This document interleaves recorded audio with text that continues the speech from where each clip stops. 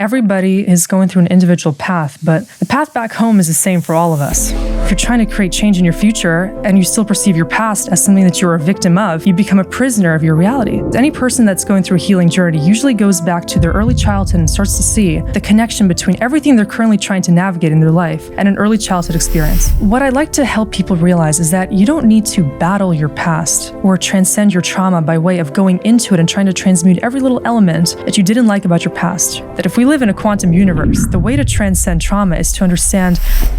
I want to talk a little bit about, as we grow spiritually, the ego can be very slippery, and actually it's essentially the same situation, same drama, just played out in a different way, different manifestation. Spiritual ego is a very interesting concept that in some cases, spiritualists, they move into their own world in which they separate themselves from reality, and they think that that is experiencing enlightenment. For as long as we have people that are hiding from their true sense of self, sheltering their soul, we're not going to have a truly integrated society. What do you feel when you tune into the collective and what's coming in our lifetime? I think there's going to be a real split that happens.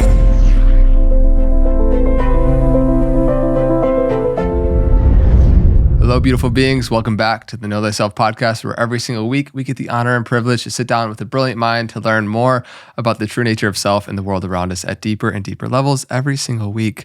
Our guest today is a transformational thought leader, a spiritual teacher, a content creator who's really doing her best to bridge awareness in the realms of spirituality, philosophy, and science. Gabi Kovalenko, thanks for being here. Thank you so much for having me. I'm really excited to be here after watching your podcast, being inspired by so many of your guests. It's really an honor to be sitting in this chair today. Yeah, there's so many avenues in which we can both explore, and it's been cool to see some of the messaging and content that you've been putting out there.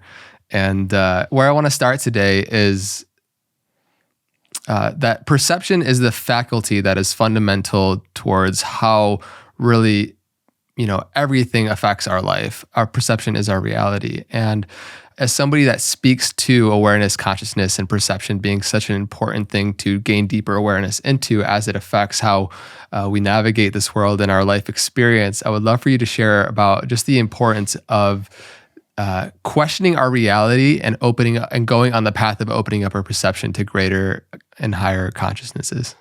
Wow, what a wonderful start.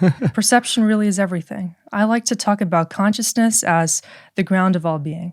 Like, to understand who we are, we need to understand we're actually vehicles of consciousness. We are these fractals of source, the one universal mind, experiencing itself in one individuated fractal of itself. So to understand our perspective, we can start to see that this is actually source observing reality through our individual lens of awareness. So when we change our perspective, we change the way that source experiences itself. That also means that we change the energy surrounding our entire experience of being. We change what we allow into our field, which means we change the output of our physical experience. So people realize as soon as they start to go on a spiritual integrative quest for deeper awareness, very often their perspective changes on their past. As soon as that happens, they're immediately perceiving their present reality totally differently. And this is a very interesting thing to tap into when it comes to inner healing, to understand that when we look at our past differently, we look at ourselves as the observer of our experience, which changes the entirety of the simulation. So it's kind of like in the double slit experiment. Like, as soon as you observe that, the particle, it turns from the wave into that photon of light, which is solid in nature. If we perceive our past in a distinct way, we start to perceive our present or future as continuing on that spectrum of our own consciousness. But what's fascinating is that as soon as we change our perspective in any shape or form, we start to implement this energy of change, which changes the entirety of our experience. So very often when someone looks at their future in a way that is deterministic in nature, thinking that the past gives birth to the present and hence the future, there is no ability for differentiation to occur. You quite literally are trapped as a victim of your past conditioning model, which means that if you're trying to create change in your future and you still perceive your past as something that you're a victim of, you become a prisoner of your reality. There is no ability to sculpt your perspective because you're still conforming to the model that you were this person that had a solid perspective forming as a result of the past that you couldn't really create. So very often why people can't change their perspective is because they don't understand they have the power to do so. And there's deeper subconscious programs which usually underlie our entire experience of being. Those programs surround our sense of self, our identity, how we feel about ourselves, what we expect in reality. It has to do with what our parents told us about us, what society conditioned us to be. How we felt as a child gives birth to our entire experience of what we can be feeling and experiencing in reality. And so very often when I meet a person, I look at them as an inner child. I like to look at somebody as a template that was once programmed many years ago, but there's like a dual self that's existent deep within the individual. That inner self is the pure, unadulterated fractal of source. There's a part in every single person which has the ability to perceive like source consciousness that can move into a fluid sense of identity, where there is no one cookie cutter mold of the self. The self is everything. And in that way, we can tap into deep states of empathy. We can have compassion for everyone and everything. We can adopt different perspectives to change our state of consciousness and feel like we're really just a vehicle of awareness, in which case we live in non-duality. We can live in this transient state where we're just truly observing reality and not even responding to it in a dualistic way, which means we're simply that observer. We're choosing to be that element of source which is observing just like God would, which is loving and fully integrative in nature. But usually we don't do that, right? Usually we're stuck to one egoic mind. And so what creates that egoic mind? What actually shapes our perspective? It's that multitude of factors that we don't even consciously prescribe in our experience. It's stuff that underpins our sense of self, coming from our childhood. It's everything that we once were taught about who we are. It's what was instilled to us in school. It's the love or the lack of love that we have experienced. And all of that either nourishes our sense of connection to source or severs that connection. And so when it comes to can we change our perspective, usually it comes down to how connected to the self as a concept of the universal one are we really experiencing? For most people, if I were to ask them, what is your sense of self? They'd be clueless. They'd be like, well, I'm this job, I'm this identity, I'm this person, I'm a family man, I have a car, I have a house, I do all these materialistic things. But really, if you were to eliminate those materialistic variables, if you're not your job, if you're not your family or your partner, who are you really at your core? What's left when you can't look to the external variables that prove your sense of self? Some people feel totally empty. They feel like there's nothing to support their sense of individuality when it comes to eliminating their attachment to all things externally of them. And so when it comes to changing our perspective, again, I think we need to understand what is our perspective of ourselves. Can we view the world in a loving way that is free of attachment? Can we perceive ourselves as this vehicle of change, or do we feel like we need to be one version of ourselves? So when it comes to personal development, we need to look at the individual as somebody who's either conforming to this past template of what they thought was reality, or are they this individual that's open to fluid change? Are they open to accessing higher states of consciousness by eliminating the connection to the self, almost embodying the no self? And that's the experience people have when they do psychedelic adventures and they, maybe try ayahuasca or do a mushroom journey, and they experience this sense of melting into the one, which is usually such a loving, deep, and beautiful experience, just because they're losing the attachment to all the falsity, all the conditioning, all the biases, everything that is really, not genuine about the character of their sense of self. And so when it comes to how can we tap into those new perspectives, we need to question, who are we really at our core? What if all of this stuff that we believe is our reality, all these labels that we prescribe ourselves, all these things that we think we have to be attached to, what if all of that is only present because we think that's the only way to be? And maybe we can choose to question our notion of what even is real. Are we really these people that we have constructed ourselves to be in this avatar game of our simulated experience? Or maybe we're just a soul that's trying to maneuver through reality in a way that's either loving or is a bit confused because we didn't receive that experience of love. So that's where it all begins. I think if people can't perceive the ability to change, it's because they've forgotten their soul in the mix. And they're too busy living a reality that they think they need to be experiencing because that's their human self looking for conformity or maybe complacency given what they have been able to achieve materialistically. So I think we should talk about that deeper quest for how can we tap into the soul? How can we clear that slate by just understanding if we are consciousness, we can create any experience we want to create. So why not create the most loving, integrative, and beautiful experience by just realizing that we don't need to live in this duality. We're actually not trapped by anything unless we think that we are. In turn, we're just creating that trap for ourselves. So much that we just opened up there that we can spend the rest of this podcast, and we will, diving into and breaking up for people to digest. First off, that was a really eloquent and beautiful explanation to a question that you just opened up the cosmos to. The realization that ultimately what we're most a victim to is a perspective of our own circumstance. We've had countered countless individuals throughout history that have been through enormously challenging, difficult situations that have been able to, like Viktor Frankl, been able to completely change their perception on how this is happening to me, why this is happening for me. And from that, you completely change from victim to creator consciousness. And that becomes a powerful shift for no matter where you're at, whoever's listening to this, whatever challenges you're facing in life, that you can shift the perspective of what happened in your past as something that was actually a challenge provided to you by a higher consciousness, by your higher self, and to adopt that perspective that it was actually for you in order for you to develop the strength, the patience, the compassion, the empathy, whatever was the challenge, the antithesis of that, to then come back into, collapsing that within yourself. It feels like you start to, and it's a great exercise, even what you brought up, to like write down all these things of who I think I am, like my name, my caste, my creed, my ethnicity, the color of my skin, my body, all these things that I identify, and to really see, are these things actually me? And as you start to break those down further and further, you see that there's actually, that none of them are you, and that there's actually an essence that you can only attribute to the real you. And it feels like at the very bottom of that, the deepest illusion that we hold outside of all the narratives of our past is the illusion of separation. Yeah. That's so well put. So I want to dive a little bit deeper into that, because the belief, and it's an unconscious kind of way of really operating more than a conscious thought process, that we are separate from all life, and that all of the war, all of the terrorism, all of the hate, division, bigotry stem from that core root belief of we are not one of the same. Right.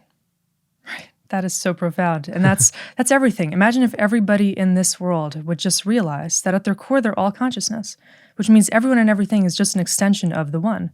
That means that if you perceive somebody as separate from you, you're perceiving a part of yourself as separate, or you're creating internal division, which is projected externally in that way. And we can easily understand why anybody, let's say, who's a perpetrator of abuse or suffering, where that inconsistency or discontinuity in their own consciousness exists, which compels them to be creating that division outside of them. It's easy to see how every person who's creating that degree of separation or pushing others away from themselves are really just battling this inner turmoil against their own sense of identity. And we have to think about, where does that come from then? What's the origin of that experience? And it all comes down to, I think, it's the early childhood reality of either feeling separation or not feeling it. And this was very interesting, because any person that's going through a healing journey usually goes back to their early childhood and starts to see the connection between everything they're currently trying to navigate in their life, or transmute or transcend, and an early childhood experience, where either they were programmed to believe they deserve whatever thing they're currently going through, or the antithesis of that, either they believe that they are stuck in some paradigm which can't be transmuted because they don't have the power to do so. And so I think that what's really profound to think about in terms of the absence of separation is really just oneness. It's just tapping into the field, the quantum field of all possibilities existing in the higher dimensional realm. When we tap into the state of the inner child, which is going through the journey of learning individuation, we begin this life experience by seeing our mother actually as God.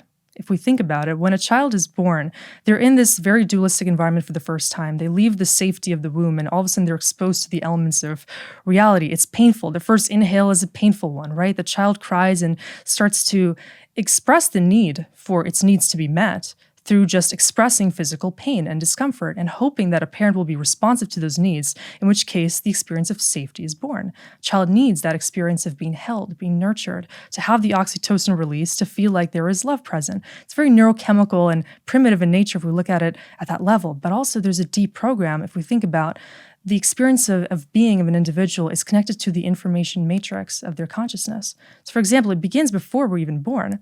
If a child is being conceived in an environment in which there's no love, let's say the child was not wanted, maybe the mother contemplated having an abortion or wanted to have a different gender of a child, or something went wrong, or maybe there's disputes in the family before that child is born, there is something that child is experiencing subconsciously which creates resistance toward the sense of self already.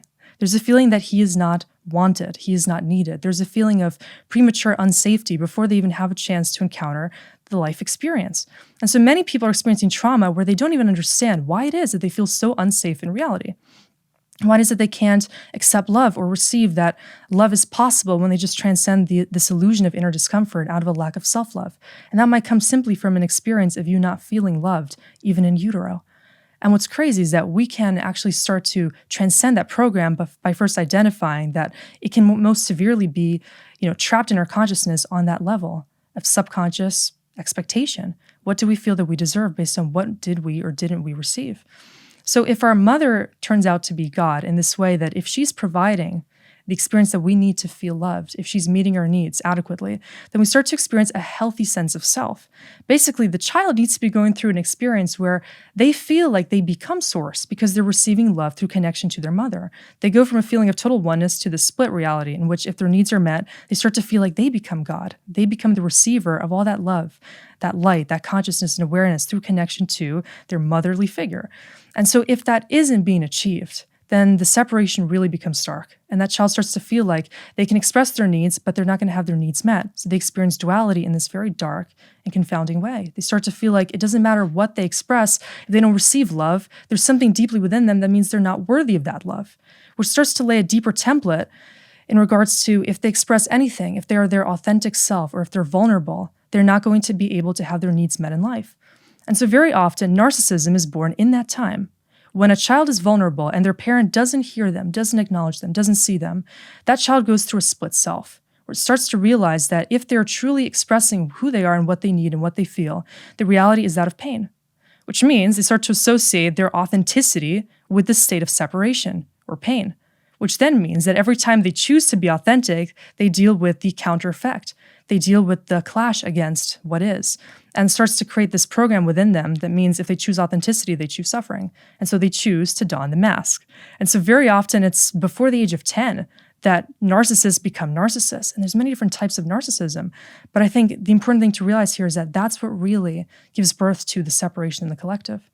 That what causes people to breed separation and duality is the feeling of they can't really be themselves. They can't really associate with their own souls. They need to be more in the egoic mind. They need to be creating a facade, an illusion, a separation from themselves in order to prove the false identity. But what's really going on in the inner world of a narcissist is there's just a lack of a sense of self. There's no ability to empathize, and they can't really experience true love because they create a split from that ability to be truly tapped into the source of that connection because they simply did not experience it. So it's very sad that many people, if not the majority of people in today's world, have some heightened degree of narcissism simply because they're not able to connect with themselves.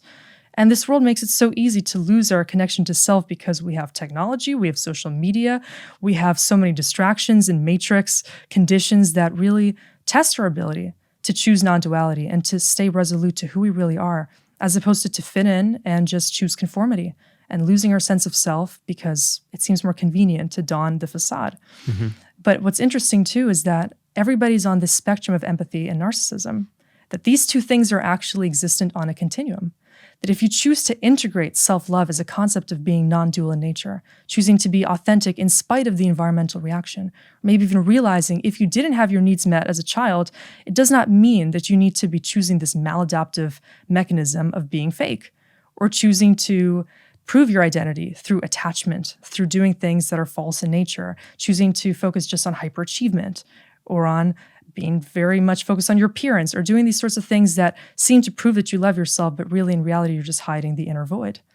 So for as long as we have people that are hiding from their true sense of self, sheltering their soul, and trying to prove that they are this individual that's really just the projected avatar, it's everything they think they need to be to gain love and validation and approval, which is really conditional in nature, we're not going to have a truly integrated society. We're going to need more wars. We're going to need more duality because that's just projecting the inner reality that most people are facing, which is this inner child boo-boo, a reality in which they don't understand they can be meeting their inner child halfway and understanding how can they express fully? How can they choose authenticity and love even in spite of what they've experienced in the past? So those deeper childhood beliefs that get deeply embedded in our body, in our spinal cord, in our gut, that then become the illusion that we live. It's like if we don't feel like we inherently deserve love or connection, then we're going to create an illusory reality where we are attempting to garner the appearance of that connection, and whether it's hedonic pleasure seeking or materialism or many different partners. There's so many different ways in which we could try to externally create the appearance of something that we're intrinsically feeling the lack for within. And so getting deeper into those trauma wounds and those inner child boo-boos, I think are the words you used, being able to gain awareness is the first step. And then what have you found is the most effective modalities to actually transmute from the unconscious to the conscious, bring it into our awareness, embrace it, and then actually integrate it? Yeah, that's the deep work of really knowing thyself. I think the point of this entire experience. So what I like to help people realize is that you don't need to battle your past or transcend your trauma by way of going into it and trying to transmute every little element that you didn't like about your past, or identifying every little time when you didn't feel loved, going back into that experience, reliving that pain and being stuck in this feedback loop of your own unconsciousness. That sometimes what I've seen is that people that try to relive their trauma actually end up in a heightened state of that pain. And sometimes people go into different therapeutic methods of trying to understand the trauma, but by doing that, they get engrossed in the experience of being a traumatized person. They can become almost associating their identity with the trauma and feel like a victim of their past to such a degree that it becomes counterproductive. In order to understand how we can really become consciousness, we need to understand the concept of a quantum jump. That if we live in a quantum universe, the way to transcend trauma is to understand what is the version of you that is existent outside of the trauma. What is the part of you that isn't even bound by the trauma? And the way to do that, I think, is by realizing what is your soul choosing to experience in this incarnation. That if we're on a soul's journey and we chose to be in this particular time and place, and let's just assume we chose all the variables in our reality, usually the things that we blame as the causes of all our trauma, all of our unconsciousness, all the people in our lives that we can't forgive, that we can't let go of that feeling of pain towards, are people that we unconsciously chose. So usually people can experience profound resistance towards at least somebody in their life that created a serious degree of trauma. What if that individual is the biggest teacher in your reality? What if you chose, your soul programmed the experience of them needing to be there in a time when you lack the free will to select that particular individual as maybe the most important player in your game, to create the lesson which will allow you to ascend as a soul when you start to realize the real reason for that lesson to be present? So for example, many people that are dealing with a lack of self-love, there's somebody in their life that did not acknowledge them when they were in that authentic state of being. So that individual needs to be understood as the person that taught the template of conditional love. When you encounter that person that provided the experience of pain as opposed to pleasure and acceptance, they taught this notion that, some people aren't going to love you, some people aren't going to appreciate you, and that we can choose to either split off from our true sense of self to create the facade, to play the game against ourselves, so as to create a false sense of security, like you said, or we can choose to move lanes. We can choose to transcend and maybe even hop timelines in order to experience a different reality in which we choose ourselves and we choose truth and non-duality above all other variables. Sometimes we have to, encounter many different trials and tribulations before we realize that we can actually be choosing differently. That if we're associating with the wrong kinds of partners, the wrong kinds of people, where we might actually be reliving the trauma by thinking that that is what we need to be experiencing. Where so many people are stuck in some toxic cycle of either the same kinds of difficult relationships, or they're an empath that's constantly being abused, or, they're attracting certain conditions and making certain mistakes that make them think that they're just destined to be experiencing these things. And that's the aspect that is just our major blind spot. That if we think we're destined to suffer, which can eventually take people to the point where they hate God and they think that the universe is against them, and they come to this conclusion that everything is unjust in reality simply because their connection to source is tainted. They're not seeing that they can choose to maneuver their consciousness in such a way that they reconfigure the entire programming model in their subconscious mind. In which case, God can become good and on your side because you're just choosing to become source, which is freeing yourself of all of those karmic limitations. Really, our relationship to our past, present, and future has to do with how are we choosing to entangle with those karmic lessons that we were choosing unconsciously, that we may be programmed before we came down here in order to test our inner resolve. And if we choose to navigate those lessons by seeing that we can choose to forgive, we can choose to let go, we can choose to find ourselves loving with our authentic sense of being, and choosing to reconnect with source in a way that is truly pure and childlike in nature, where we find our curiosity again, like you said, when we ask the deeper questions, and just ask ourselves, who are we really at our core? Why are we here? Usually those existential questions provide us that reconnection to the entire field. And when we do that, we start to receive the clarity from our own higher self, which can inform us on how can we heal? How can we transmute that pain? How can we start to see that we're not trapped here? We are guiding ourselves through an evolutionary path of deeper learning, which requires full acceptance of our experience. For as long as there's a lack of acceptance, we can't transcend, we can't move forward. And so often people end up trapping themselves just because they can't see that there's actually a way to just provide yourself the freedom of integration. That making that decision to integrate and accept all parts of your experience, and even what's happening on a macrocosmic scale, to understand your role in this reality, that's what really gives you the gift of creation. Realizing that you're here to uplift the collective by transmuting your own inner blockages, as those two things too are entangled. Just like Einstein said that we can't solve a problem with the same level of consciousness that created it, you're providing, and I think it's important to just reiterate that it's important to pay attention to what state of consciousness you are as you're going within, because if you're coming at the problem while you're so closely identified with it, then you're not going to have the distance that you need to actually observe it for what it is and reframe it with gratitude and compassion. And so it's really important to be able to create space from those. And I also think there's value on the inverse of fully feeling the feelings as well. So I think there's a contrast of both ways actually being able to provide context for whatever our internal identities and suffering that comes from it is. And with that, we can start to view the trauma, the challenges, and then also the real daytime in our waking life, all the triggers that we experience as opportunities to grow deeper into our own awareness. And I feel like that's a really big shifting point as you start to actually embody this. Then when a breakup happens, you lose a job, there's some sort of difficult thing, then you're not jumping immediately into why me and the victim consciousness, but rather you're open to the perspective of how life could be actually giving you this as a necessary challenge for something that's even greater coming in the next stage of your evolution. Right. That's so well said. I like to see reality as a mirror of consciousness. Yeah. I really like this concept, in which case you can see that every relationship is also a mirror of your consciousness, and everything that you manifest is also an expression of what you are allowing yourself to be experiencing. And if you start manifesting things that you don't like as part of your reality, it's worth considering what is it that you don't see about yourself that is causing you to keep manifesting the same things. That if we want to transmute any aspect of our life, we first need to come to terms with what we have already created. And so what can happen too in this spiritual realm that we exist in, a lot of people are compelled to be doing this work because they have a certain expectation for how they want things to change. They think that maybe if they transmute their trauma, they're going to be able to have a happier relationship or have a better job, or abundance is on the other side of learning the law of attraction, or things like that, where people can get still stuck in this conditional, deterministic way of being, where they seem to assume that if I do this, then this will be the output. I'm going to be a happier person because I changed this aspect of my reality. But I think even that is a certain box we need to emerge out of. That happiness and true abundance and connection to our soul is more about not the experience of what you're doing, but how you're being and experiencing reality. If you choose to embody a different kind of perspective in all things, which is like your initial question, you can have more of a rich experience of being with less.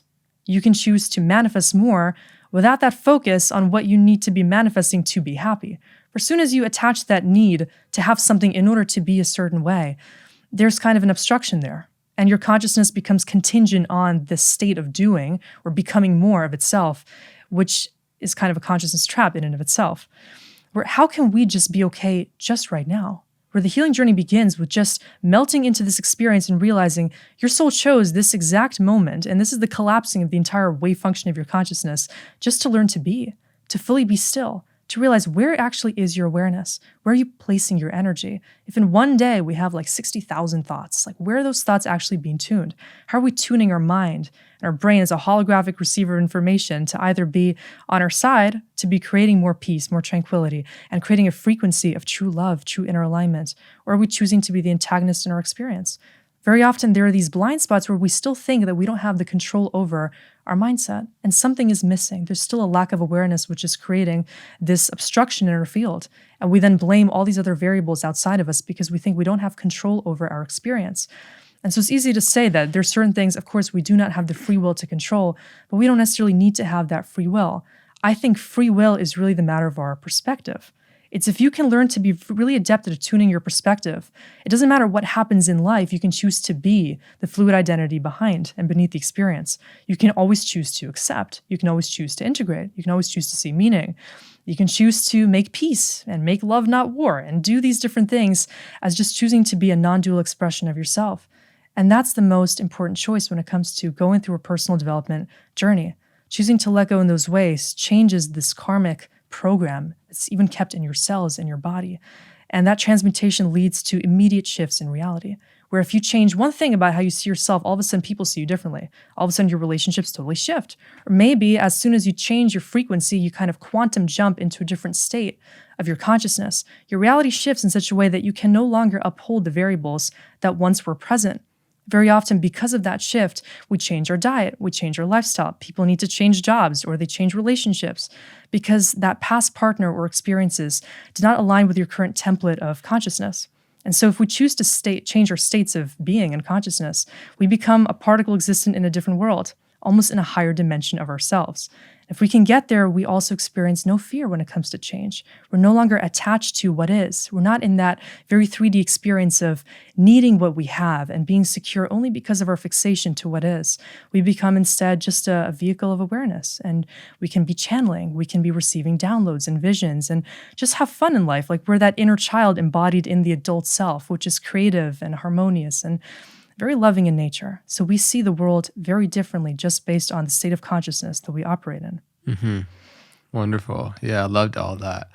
I want to talk a little bit about the shift from this kind of westernized view of spirituality as a journey of accumulating more and more information to, and also going into like the Western New Age spirituality of acquisition and the wardrobe and the language and how we come across as in viewing that as spirituality versus actually coming into deeper awareness of who you truly are, and the shift of both, and how they both intercorrelate, because there's also as our light shines, so too does the capacity for us to believe that's who we are and like the shadow that casts.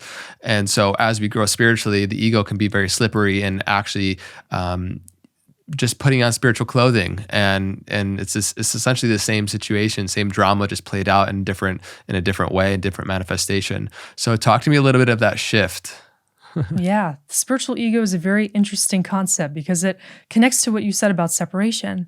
That in some cases, spiritualists, they move into their own world in which they separate themselves from reality, and they think that that is experiencing enlightenment. That if they've come to a conclusion that now they're separate and above everybody else because they've chosen to disconnect from the matrix, or they've chosen to embody certain practices or techniques that place them in a non-dual state, is that non-duality actually a paradox in and of itself? In that if they're choosing to be non-dual, they're choosing to separate themselves from what is, which is another prism of duality that they're applying to their reality. That if we've chosen to be human, there's a dualistic aspect to all of this in existence. And choosing to be in a dualistic playground means that we have to choose to be both, to acknowledge the physical and the metaphysical, to not disown any human aspect of this experience. Or sometimes people go to the extreme of choosing to disconnect from their body, or they choose to be not attending to their appearance, or say, I don't need money and I don't need to do these human things, and I'm just going to be meditating 30 hours a day and, just choose to live in this very separate form of reality. If there's disconnect, if there's anything that you're choosing to separate from, that's not a truly spiritual state. So the way that I see spirituality is as true integration. It's connecting both worlds. It's choosing to see that duality can be perceived in an accepting way to make it more non-dualistic in nature, which means that there is no spiritual identity that can be achieved if there's separation happening. Spirituality can be achieved only if you see how you can use spiritual accepting values to own your human presence and make balance happen in the material world. For example, there's a brilliant story of a man named Michael Roach who spent like 20 years or something like of that nature meditating in the Himalayas. He meditated with Buddhist monks. He was taught to be a spiritual master. And he was convinced, he was in this world of non-duality and everything was beautiful, but that was only for as long as he was disconnected from the earth plane. So some of the Buddhist masters actually told him, all right, your next challenge is to go back to planet Earth, go to New York City. We want you to start a diamond business and make $1 million in your first year. So the guy's like, okay, challenge accepted. This is an interesting test of spirituality. So he comes to New York with like $7 in his pocket and starts trying to create a business. And it gets to the point where in a few years, his company is generating, it's a multi-million-dollar company, and he's actually succeeded in this ability to integrate spiritual practices, but also make magic happen in the material world.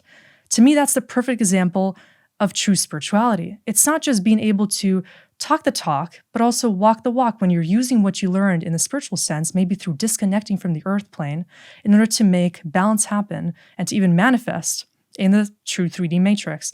Another example is this woman named Susan Shumsky, who went through a similar experience. She meditated for many years. She was in the Himalayas with Buddhists, and she comes back to also New York City, happens to be.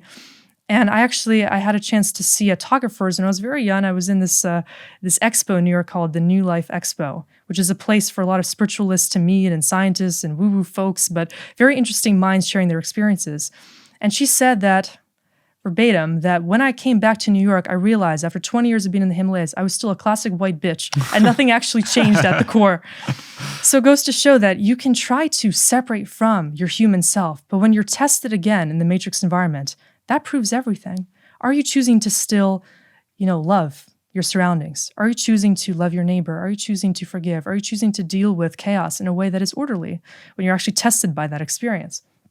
And I find it kind of interesting that my soul chose to be born in New York, which is possibly for that reason, that I grew up in that environment. And a lot of people, when I mention I'm from New York, they're like, what? How did you grow up in New York? Like, that place is crazy. It's chaotic. It's wild. And that energy feels like home to me right now. And I think that's also very interesting. I have a shamanic friend. He's a shaman. He's like 70 years old. He's been in the city for most of his life. And he says, I have many friends who are shamans that live in New York City and they love it. And I said, what's the key? Why are they so comfortable? Meanwhile, other people are running from the city and they can't take that energy. And he said, it's all about your field. And that's what I've been experiencing as well. If you choose to create resonance and peace and tranquility in your personal field, it doesn't matter your environment. It doesn't matter the energy that you're exposed to. You can be in a crowded room and have crazy people all around you and be feeling chaotic energies, but feeling like you're in a force field, if you will, and you have the ability to keep a hold on your energetic sanctity. You can choose to maintain equilibrium and make that set point of your consciousness, which is unchanging. So even if you're exposed to crazy variables that are outside of your control, what most people would say is the thing that takes them out of alignment because you don't have the free will to, create always peace around you, you can let that be something that doesn't disturb you at all. You can choose to be consistent and balanced and loving and create harmony just by inserting yourself in a field of chaos and being that light. And that's kind of a metaphor for what we are supposed to be doing here. Like, I feel I was born in that area because I was exposed to a lot of difference, a lot of energy, a lot of cultural, interesting mixing where I actually went to preschool not speaking a word of English. I was born to Ukrainian immigrants and I spoke only Russian when I was, going into preschool. My friends were kids of different cultures. I would be going to a playground and one friend was Chinese, one was Indian. We were all talking in our own languages, doing our own thing. And somehow there was a sense of connection. So that goes to show that in a place of chaos, disorder, duality, where everything is happening. I was born and raised in Forest Hills, Queens, which is the epicenter of diversity. It's the most diverse city in all of America. And I feel like my soul probably chose that experience because I wanted to experience the everythingness of human consciousness. I wanted to feel what it's like to be one with a reality of so much difference. And that's a really beautiful thing. That a lot of people, because they're so stuck in their own bubble of this is what's comfortable and this is the kind of conformity and expectation of sameness that they want to experience, they learn to just fit in. They disown who they are and they don't admire the differences in the human condition because they're stuck to whether it's a religion or a cultural program or something that they're taught is just the way to be. And that lack of tolerance creates that divisiveness that is just breeding more duality on the planet. And if we were to learn to see source in everyone and everything, to see the truth in all things, to see how to love somebody who's entirely different from you, but that you can connect with just not soul to soul level, that's beautiful. That's seeing how God is representing itself in so many different forms. And life is really just like a palette of consciousness, expressing itself differently so we can all have that rainbow conscious experience of learning oneness, learning to see the sameness in all things, as we're all just fractals or like self-similar parts of the all. And so that's, I think, a beautiful example of what spirituality really is. If you can start to see that we need difference to experience sameness. It's kind of a paradox, but it all makes sense when you view it from the heart. Yeah. Separation, while it is an illusion, is a necessary illusion for us to be able to have the experience and reflection of our differentiation, So I want you to open up a little bit more about what it was like to be you in your teens and growing up and getting into all of this and how that came about. I'm just so fascinated. Yeah. So I felt for many years like I'm some kind of an alien or something, like I'm a different human being. Clearly, I'm like the keyword different was always a theme in my reality. From when I was very young, like I said, started school, not speaking any English, but I quickly got acclimated. So I enjoyed school very much. I started to feel like, this is great. I love to learn. I love to take in new awareness. I was reading really high-level books when I was young, and especially interested in the human body. So I've always had this weird fascination with medicine, with understanding how everything works internally, that we have a universe inside of us. And so healing was a very big interest of mine. I wrote this little flip book when I was 6 talking about white blood cells, and for some reason that fascinated me, like how we can heal internally and how our body has this defensive mechanism, creating that balance. And that's really subconsciously going on. And I brought that more, my desire to heal and to understand the body more deeply, into school. And I remember just writing many different things about this growing up, to the point where teachers were like, why are you doing the same thing? Why are you talking about the body? Why are you bringing this fascination, which is so above and beyond your years, into school? To the point where I started to feel very limited in the school environment. I felt like teachers were quite literally lowering my mark just because I was talking about the same thing, because I was fascinated in something that other kids were not. And so I started to experience that need to filter some aspects of myself. So, like I also mentioned, there I was at 7 years old going to the New Life Expo in the city and diving into spirituality, because I also know that I chose my parents to give me a very unique experience. They've always been spiritualists, very different folks that moved to the States when they were in their 20s. They moved in the 90s, escaped, Soviet Russia, Ukraine, that intense environment, and choose to start a new life here. They brought me this experience of being totally different, being okay just experiencing learning, growth, oneness, connection to all that is. And I'm really grateful for that experience, because it taught me that I can be myself. I never had any siblings growing up. I just kind of melted into this realm of exploration and always asked so many questions. I've always just been hyper curious, wanted to know more, wanted to dive into the understanding of why are we even here. And so that brought me to the point where, I was at this New Life Expo. I'm taking notes about angels and dimensions and aliens and stuff like that. I'm like the only kid in this audience. And, adults are looking at me like, what is she doing here? And I didn't even know myself, but it was so cool. It was so cool for me to just be experiencing this like higher dimensional reality, to understand there's more to the matrix than we learn in school. And that's why I quickly started to question, why do other kids not ask these questions? Why do adults even lose this curiosity? I've always been just a very curious observer. And to this day, I attribute that to everything that I do, because I try to peer behind the veil, if you will. I try to understand the nature of everything in experience. And I think when we lose that, we start becoming those conformists. We start becoming the people that are just sucked into whatever we're taught, whatever we're told. And then the loss of self really occurs. So I didn't let that happen to me. I kept that part of me sacred, even though I wasn't able to show my spirituality. I knew I wasn't going to be able to have that conversation with other kids my age, and so I just kind of kept it to myself. But I always felt very in touch with the compassionate aspect. I remember like one very distinct experience. I was in 2nd grade, and we had this thing in our lunch program where there were some kids that were in kindergarten, when the older kids could help the younger kids. And there was a table of special needs students. There were like 10, 15 children that nobody wanted to work with. It was so sad. It really moved me, because all my friends wanted to work with the normal kids, the kids that were just fun and playing games and communicative. And I remember walking over to this table of special needs children, and my heart melted. I felt this sense of like, I want to be giving them the experience of love that they deserve, even if they don't necessarily feel like they are the same as everybody else. So I really bonded with these children. I helped kids with like Down syndrome and autism, and got really close to them, like brought them little gifts. And it was just something so, weird for me. Why do people not see the world through that lens of compassion? Why, even at that age in which we're still supposed to be learning about reality and trying to connect more deeply, why has everyone chosen a side? Why are people choosing to do what the mass is doing? That's the thing that I've always been challenging. Like, I want to do the thing that's different. I want to bring compassion where it's most necessary. I want to be able to side with the person that needs the most help, the most understanding. That experience brought me really into my heart. And I've always had this experience of wanting to live through the heart, wanting to tap into the unexplored aspect of consciousness where empathy is necessary and where integration is needed. And that's where the source of healing really lies. And so eventually it got to the point where I decided I was going to be a doctor. I wanted to do this officially and professionally. But then I also realized that I wasn't going to be myself. I realized that this is really an industry of solving the issue of, or addressing the issue of people are sick and they're trying to escape the symptoms without addressing the root causes. I knew I was going to feel very raw and just trying to prescribe medications and lead people away from the true source of healing.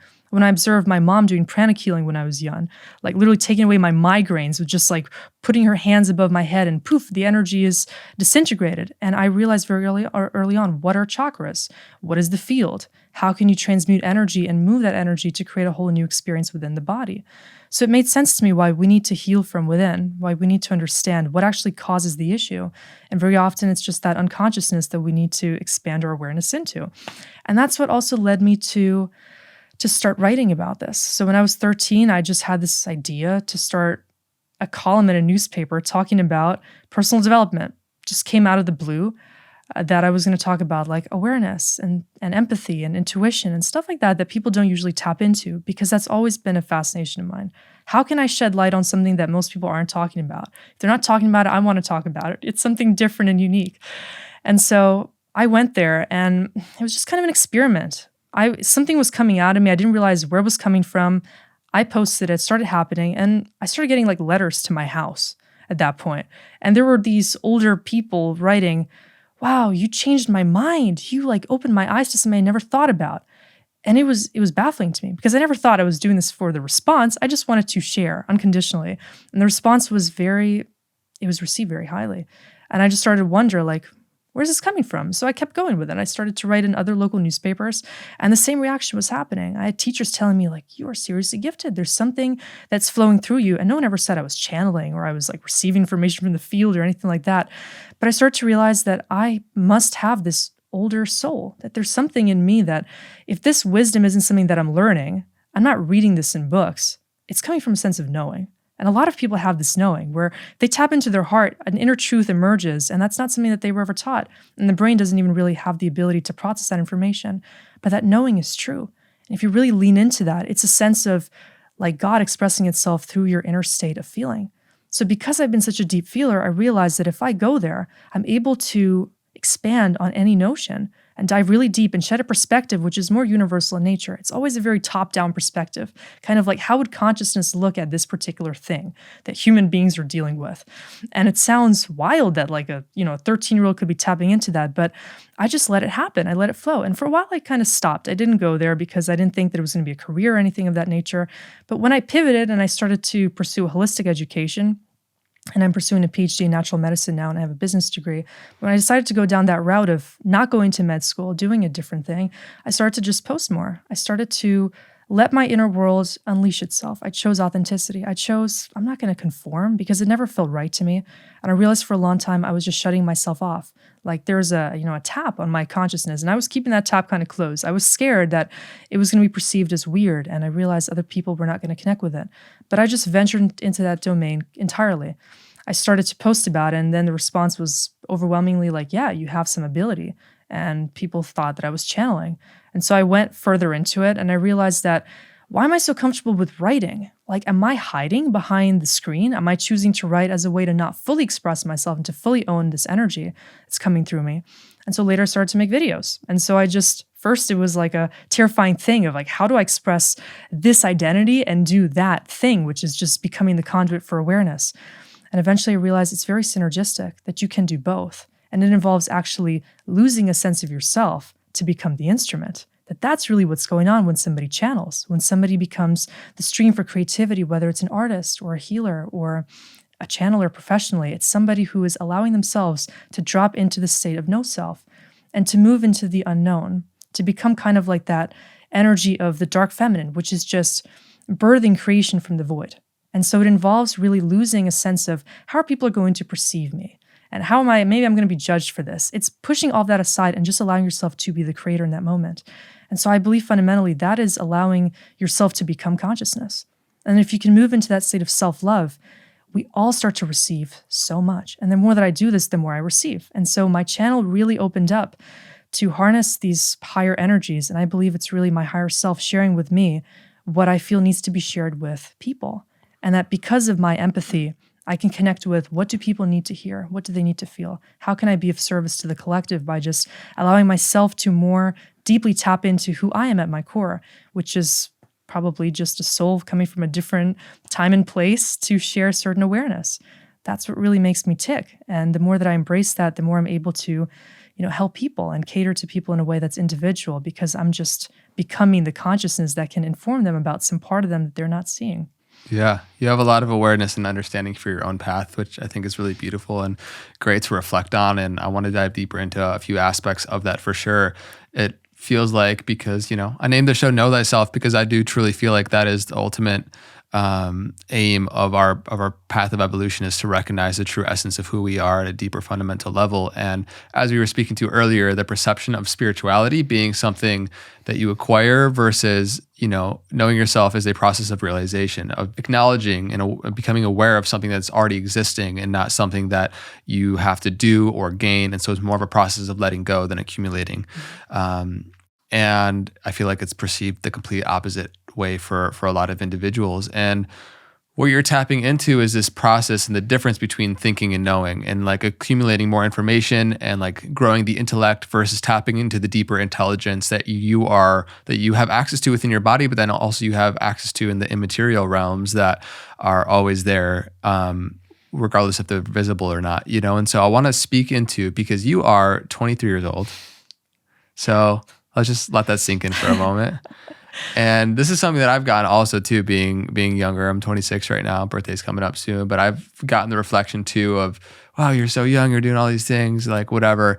And there is this perspective shift of people thinking that, wisdom comes from experience versus reflecting on experience. And that's obviously not the case. Otherwise, everybody who's old would be super wise and everybody who's young would be super not wise. And that's totally not the case. And so I want to talk to this difference of intellectually growing and accumulating more information and like regurgitating essentially somebody else's information that makes you seem wise versus tapping into a deeper intelligence that is intrinsic to who you are, something that you're connected to that's beyond any persona, that is truly filled with wisdom that you can tap into at any age. Mm-hmm.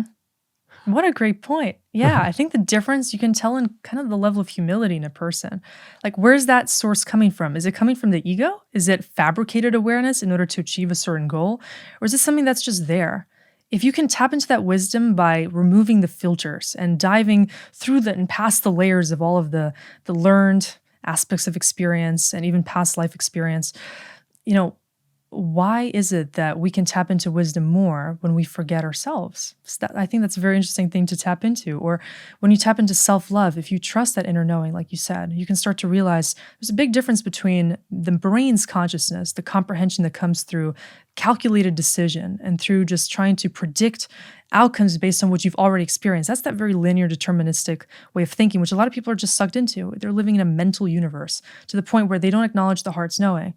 I think that's part of what breeds the separation in the collective, that if we don't tap into the heart's knowing, the brain always has a way of knowing what's right. It thinks, this is the only way. It's my way or the highway. And that's very egocentric in nature.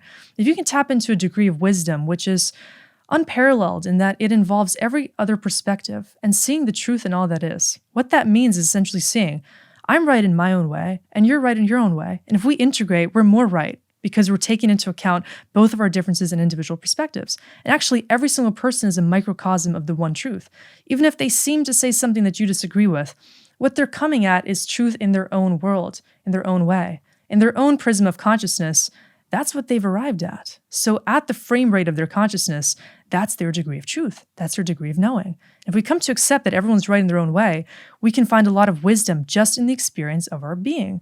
Like, what are we all experiencing? What are we allowing ourselves to tap into? Is it coherence? Is it truly coming to terms with everything that we're going through? Are we still choosing to separate?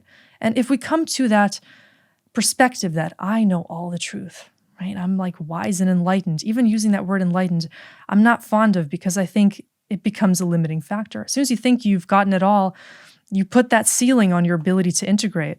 And then when, there's more integration possible, you don't see it because you then close your mind to the possibilities of just what you've already harvested.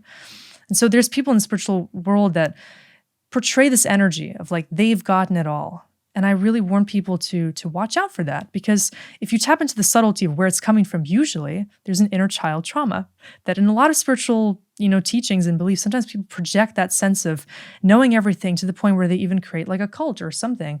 There's many historic examples of people that try to gain reverence by claiming that they know everything, and there's an obvious blind spot there. And if you try to, claim this is the sole truth, you're not allowing for the truth to reach the followers. And I think that's one thing that needs to be broken in general. That I just get the image too of just like zooming out from the planet, this like one person just blabbering on like a little duck in the infinitesimally small cosmos in which we live, thinking that they are the source of all that is and all that will be, and it's insidious, it's attracting, and it draws people in because of course we want answers. But it's important to honor the source and not the identification with the person. Right. What's been happening historically is there's always been a hierarchy. There's always been this creation of a system separate from the collective, creating the hive mind consciousness, like with every religion. You take God, you take this pure source, the way that we're talking about it, like a field of higher intelligence, which can't be taken down to a lower representation of itself. You can't take the all and squeeze it into one deity or one version of itself and attach a bunch of labels to it and say, this is the truth, this is the all. Right? That's created with the intention of creating reverence, creating conformity, creating fear in some cases, creating followership, in which case we can see that's already creating duality. So the very notion of religion in and of itself is creating more duality. People see that as a portal to the divine. If it allows them to connect more deeply to themselves and to the all, that's a beautiful thing. But I think in general, as we're ascending past all the constructs that have been humanly designed to trap consciousness, we need to also see the perils of just attaching to any one way, any one system, any one philosophy, ideology, religion, or set of beliefs which makes you conform to one version of truth. I think that I love the concept of omnism, like seeing the truth in all religions. That integration of all religions is pointing to that source even expressing itself in every religious model. But it's very difficult to see how, we all have one God at our core, and we all are an expression of source at our core, which is, if we were to accept that, we wouldn't have these wars. We wouldn't have these battles from human to human.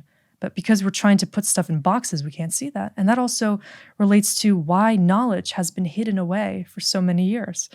Like why in the basement of the Vatican we still have hidden documents and lost history and wisdom that's been archived and hidden from people because maybe somebody, the powers that be, were asserting that, human consciousness is not ready to know that truth. Because if we were to really tap into how were we created? Like, where did the human even come from? What are we genetically? Maybe we're just some genetic experiment at our core. Maybe if we really go down that rabbit hole, it gets very interesting, because if we think about the difference between ourselves as a human being as opposed to anything else in the matrix, we can find some interesting differences. Like a human being, when they're in their formative years, is totally helpless, is a total victim. If we don't receive the nurturing, like we were mentioning, from the mother figure, from the ideal environment, we get so easily corrupted. We don't have a sense of individualism at all. If you don't teach a child to speak, he's not going to be able to be vocal and expressive. If you don't bring intellect into a formative brain, that brain is not going to be able to work well or to have the instincts or reflexes to even survive. If you take animals in the animal kingdom, like they have more of an adaptability to just survive based on the knowing that's there. It's in the morphic field. It's in their soul's programming. There's an ability to thrive even in spite of that conditioning. So mothers are able to drop their babies off in the animal kingdom very early on. Still, they find a way to get by. In humans' case, it's very different. And so it's interesting to dive into, like, genetically, why is there so much variability? And why is there so much difference also across the different cultures around the world?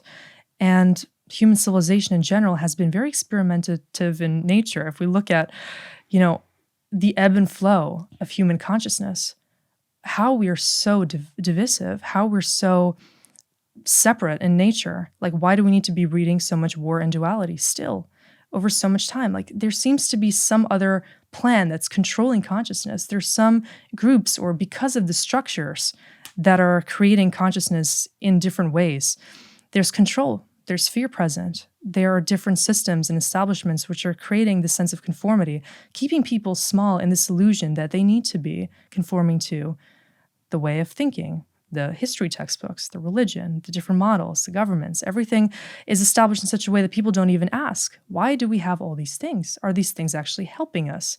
How can we expand consciousness if the system that's underlying civilization is so archaic and nobody's even questioning what's underlying it? And so I think if we were to ask those questions, we would understand fundamentally, like maybe there's a need to break free in some ways, even just by questioning, what do we know? What do we think we know about reality? Maybe there's more to it. And we can get into a lot of interesting rabbit holes with like the sacred technologies of the past. People were much more gifted, and there were a lot more superpowers, I think, in human beings in general. People were using telekinesis more and had a lot of unique psychic abilities. And we have interesting proof of like resonance technologies, and such as the pyramids and cathedrals that have like cymatics built into the windows and the floor plans and all kinds of things that now we look at that and we're wondering, where did that even come from? Or the Tartarian Empire. Like sometimes we see images of this and it blows people's minds. Sometimes even that is enough to catalyze a shift in consciousness, because by realizing how we've been descending in consciousness as a human collective over years, even though we have new technologies, the rise of AI, everything, arguably that's not leading to advancement in the human consciousness. It's leading to more separation. It's leading to a sense of control and losing the identity, moving into this narcissistic model, as opposed to coming back to nature and being as part of the organic matrix, which is always accessible to us.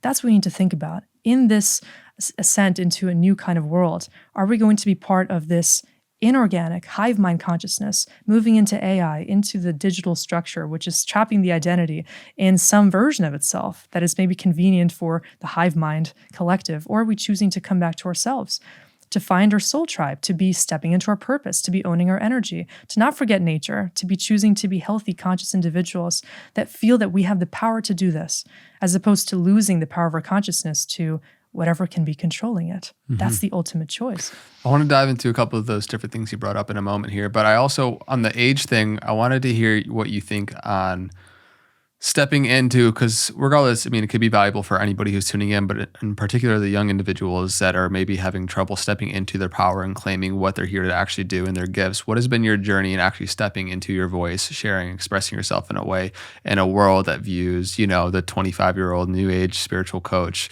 kind of being a little bit of a cliche to really owning who you are and stepping into that? I think the most important thing to think about is the genuine motive behind it. If you're doing anything because you think it looks good, or you think that'll be an interesting appearance or facade to create for yourself to live a better life for some conditional reason, there's inauthenticity there. It's important to understand the energy of authenticity. What is that? Like only an individual within themselves, when it's between them and their own soul, can understand if they're being true to themselves or not. Very often we live a lie because we think it's convenient, or we're more focused on appearances, like you said, than actually finding a place of true alignment. So when it's between you and your soul, I encourage everybody to ask themselves, what really makes you tick? What really feels comfortable for you when you don't need to don an identity to be feeling that sense of connection to your real inspiration? If you were to do one thing for the rest of your life that would make you feel truly coherent, truly one with your soul, what would that thing be? Why are we choosing things that don't make us feel totally real? Where a lot of people have a strange kind of imposter syndrome going into this. And I never really did, because I've just always been entertaining these ideas. It felt natural for me. And so I just took it to the next level with more content, with more inspiration, eventually flowing into helping people on a one-on-one basis and leading a community, because I saw the interest and the demand for that. And I realized I can allow myself to, use my throat chakra a little bit more and command my energy to find that connection. But what you're really tapping into is the understanding of the solar plexus and the activation that happens deep within us when we see the source of our identity as something that is authentically connected to the universe and to our higher self. So many young people, I think they have a real deficit in solar plexus alignment, because a lot of people go through the early trauma where they feel like they need to conform. They already lost a part of themselves in early childhood, and they just choose to rationally create the path.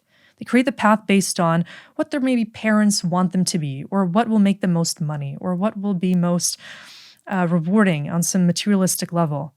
But in doing so, you lose the sense of true inspiration. You lose a sense of, this is my purpose, or this is my passion, or this is the kind of position which will allow me to own my energy authentically, to be who I am at my core. If we were to approach career creation and education and everything in terms of what allows you to feel more aligned as a function of your authenticity, as opposed to the external persona creation, we would do things just because we actually feel we want to be doing them and because it's aligned with our souls. That's what's usually missing.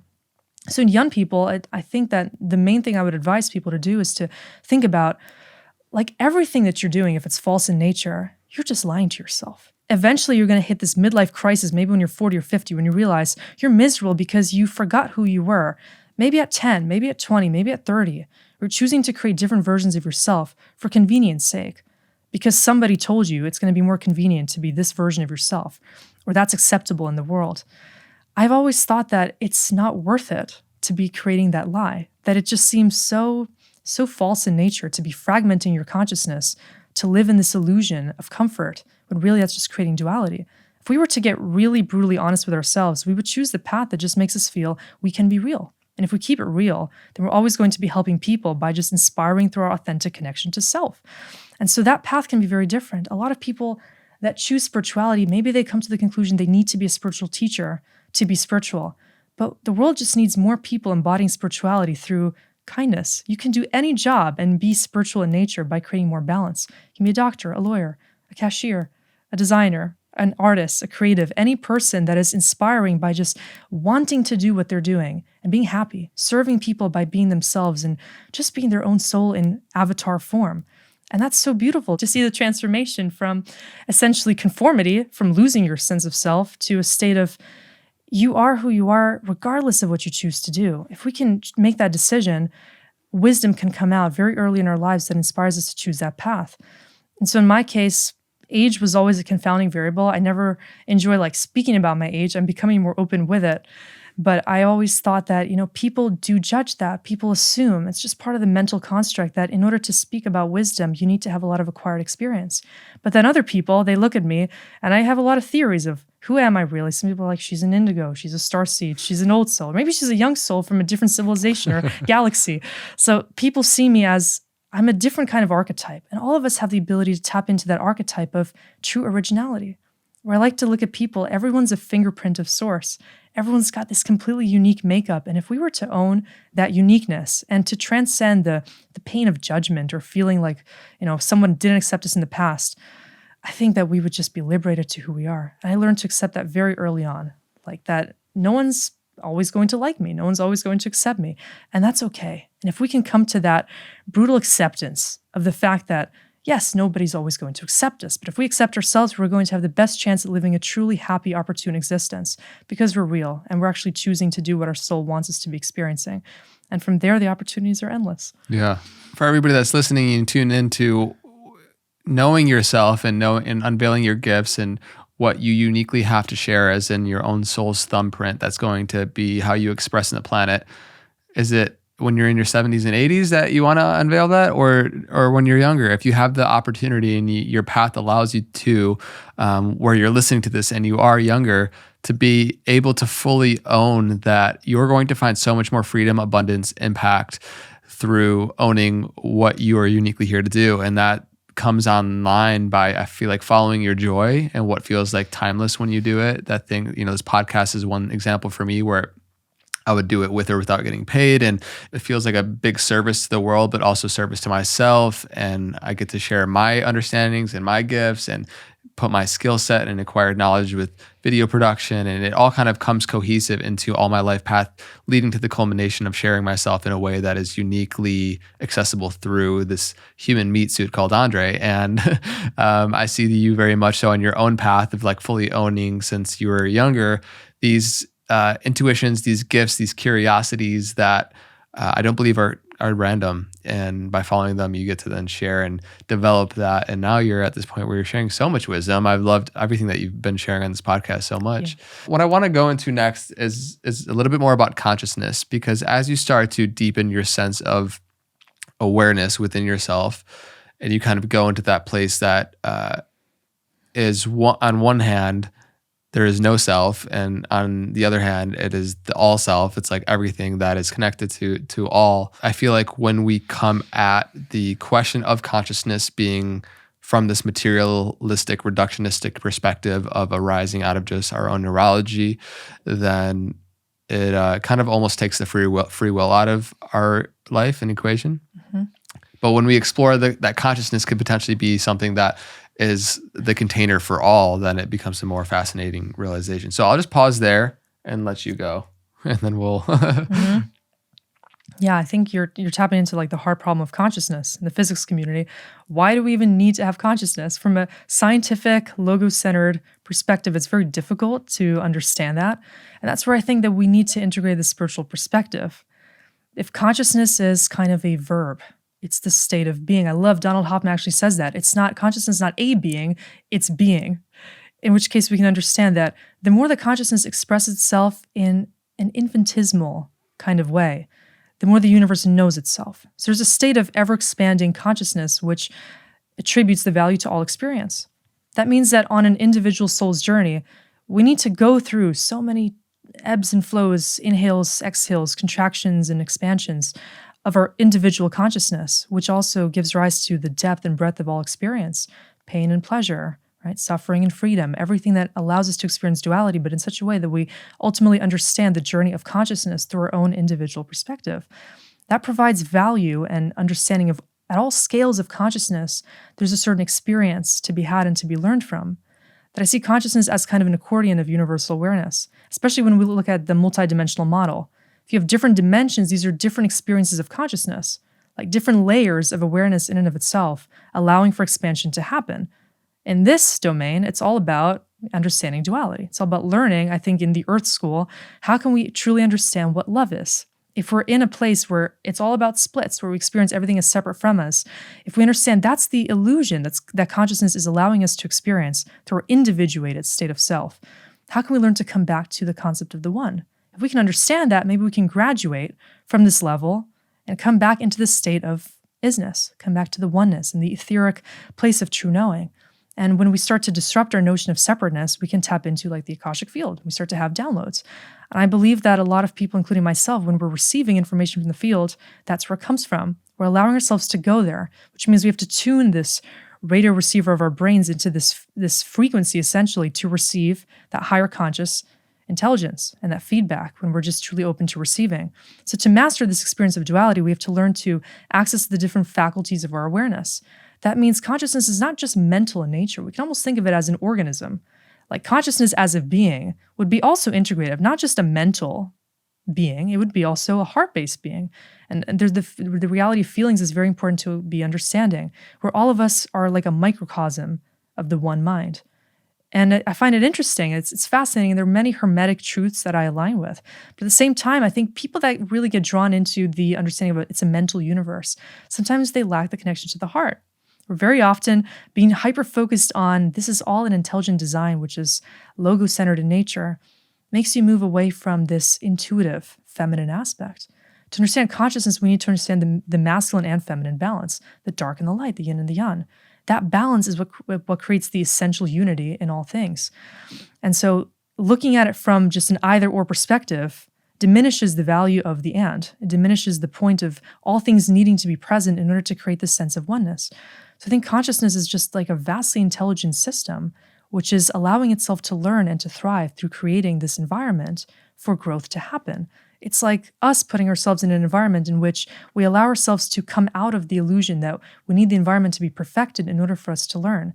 We can become the environment for ourselves, or we can start to define the inner environment differently to create a more conscious, beautiful experience.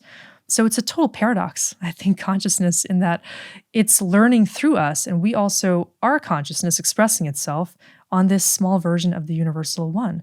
That if we can see that we are all consciousness and everything is just energy, frequency, and vibration, we can align with the value of the everything, the all. And that's just a really beautiful mystery to be unfolding in our lives. Incredible. I love that. And it just invites a more horizon expanding perspective as to the deeper mechanisms of the intelligence that is consciousness bifurcating in so many different ways in order to experience and evolve itself. And with that, it allows us to question our reality from its perspective and what life wants of us, and how in the relationship dynamics that I'm experiencing, in the career that I'm in, how are these all opportunities for me to gain deeper access to who I am at a fundamental level, and then share more of that love with the world at greater and greater levels. I think the big picture is very important to focus on. Mm-hmm. Like everybody is going through an individual path, but the path back home is the same for all of us. Like all of us, if we really choose to elevate our understanding of why we're here, we can understand that we're all choosing to be in this particular time and place, having this unique experience, seeing everything that's happening on a global scale, but using that to navigate our inner journey more effectively. that right now is a time when we can choose to be in a kind of a new earth consciousness, which is a totally new experience of being. It's an experience of you not being perturbed by what currently is, by the old paradigm, and you start to feel like you are here to create a new paradigm just through your inner experience being a more elevated one. By choosing to tune your frequency into a new state of consciousness, you are choosing to create a whole new reality for yourself. That means you're going to start to realign with new variables, new factors, and everything starts to shift as soon as you decide to do so. So the ultimate trap is that we are actually trapped in this matrix, where a lot of people going through the spiritual awakening journey, they want to escape the matrix. There's a lot of escapism that happens. And you pointed at that in terms of the spiritual ego and everything that can happen when you choose to protest and resist against what is. But that state of resistance is probably the biggest enemy. For as long as there's any form of resistance, there's more awareness to be achieved. And like you also tapped into with triggers, each one is a mirror into our own lack of awareness. If we were to really understand the cues of consciousness, if we were to see, let's say, every illness in our body as important feedback about what we need to realign within ourselves, every issue, every difficult, painful manifestation, every issue externally, everything that triggers us, whether it's in the media or it's in our personal relationships, if all of that is just a conduit for the expansion of consciousness, we can start to see how we need to just realign to invite in that new awareness. That awareness will come as soon as we choose to be that welcoming individual by receiving in our field. So we all have the ability to tap into a whole new state of being. And I think we quite literally are going to be emerging as citizens of a new world. Like we're going to be experiencing different realities in one planet, and it's already happening. We can look at people living in totally subjective realities because their perspective is so entirely different.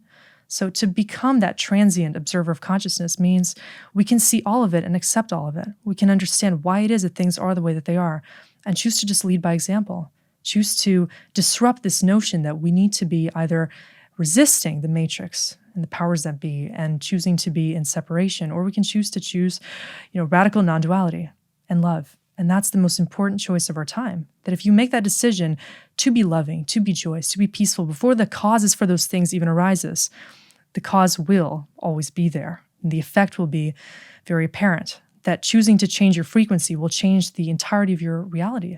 As the simulation changes, as soon as you choose to become this more conscious conduit of awareness. And so I love to leave people with the point of, you ultimately are just source, having an individual experience which can be as unlimited as you decide for it to be. If you choose to be constrained by any factor, it will be so. That's just the way the consciousness works. You create the script, you create the program, you're the director of the movie and the experiencer of it. So choose to define that reality differently, and the entire simulation is going to conform immediately. By choosing love, we change the way that relationships feel and our entire life is experienced, because everything ultimately is a relationship with consciousness in just different illusory roles. So we are the creator, and we should choose to be that creator to make the biggest impact we can on the collective as well. What do you feel when you tune into the collective and what's coming in our lifetime for this kind of new earth awakening of a lot of people gaining greater and greater levels of awareness? And with that comes the opportunity to make massive healing occur on a global stage. And we just have access to more information and wisdom now on the planet, and also the alternative more than any other time in our history. And so I'm just curious what you see as more brilliant individuals like yourself are starting to come and share and contribute to the collective awakening, what's possible within actually birthing the new earth in our life.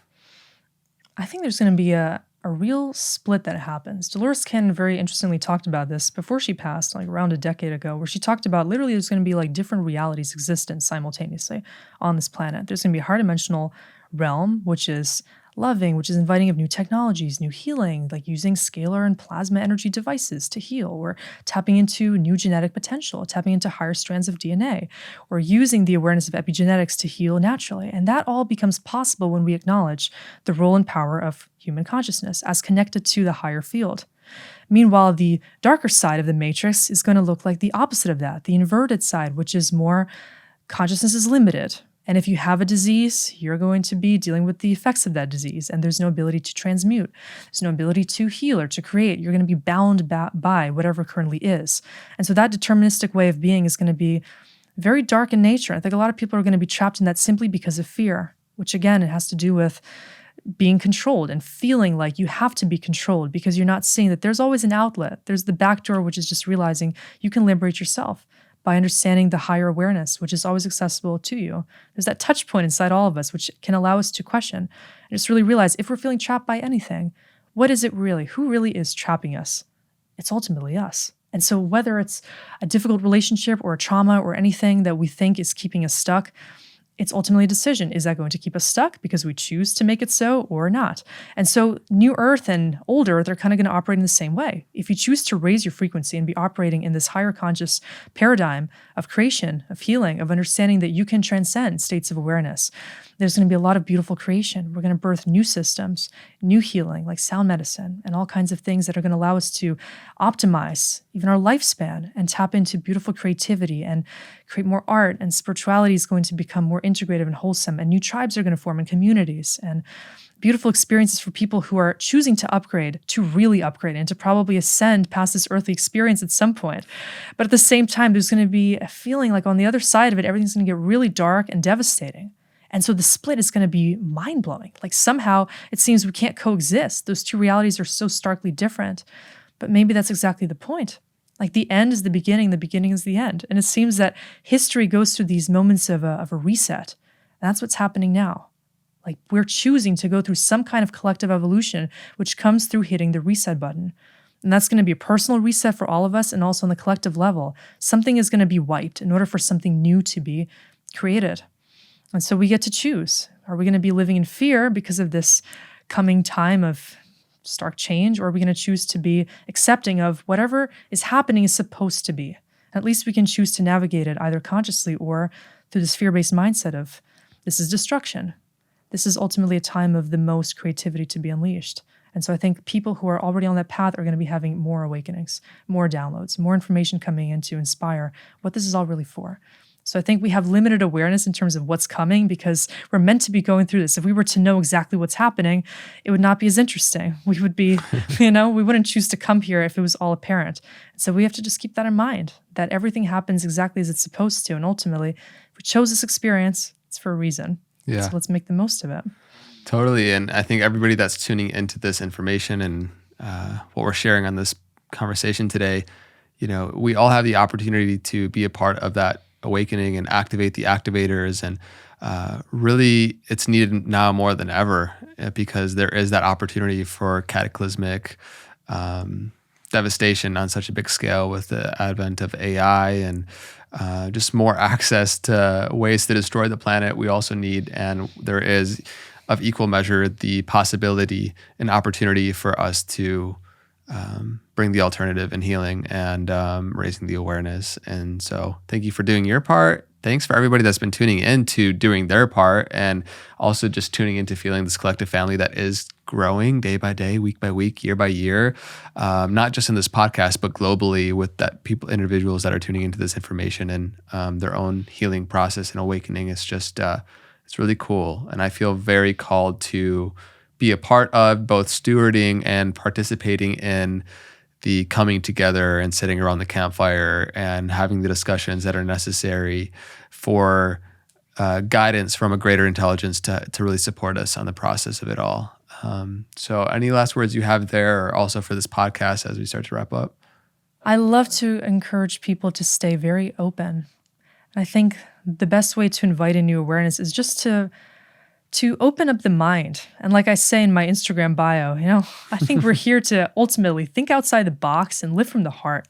Such a simple thing, but to do that requires a lot of personal expansion. To allow yourself to open up your mind means you're able to say to yourself, hey, maybe I was wrong about this, or maybe I should challenge what I think I know.